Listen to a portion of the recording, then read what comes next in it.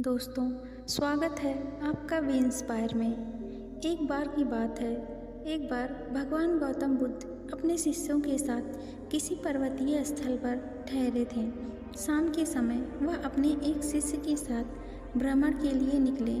दोनों प्रकृति के मोहक दृश्य का आनंद ले रहे थे।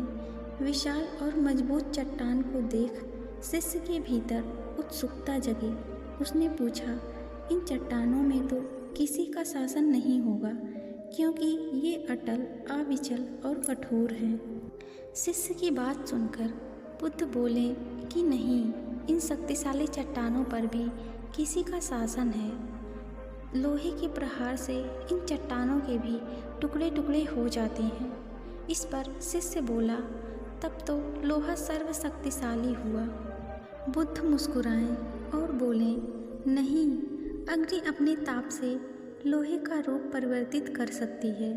उन्हें धैर्यपूर्वक सुन रहा शिष्य बोला, इसका मतलब अग्नि सबसे शक्तिमान है। बुद्ध ने फिर उसी भाव से उत्तर दिया, नहीं, जल अग्नि की उष्णता को शीतलता में परिवर्तित कर देता है तथा अग्नि को शांत कर देता है।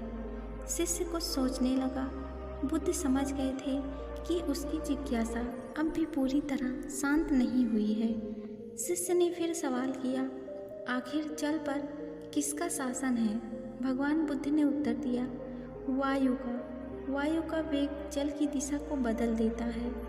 शिष्य कुछ कहता इससे पहले ही बुद्ध ने कहा कि अब तुम कहोगे पवन सबसे शक्तिशाली है, लेकिन नहीं, पवन सबसे शक्तिशाली नहीं है।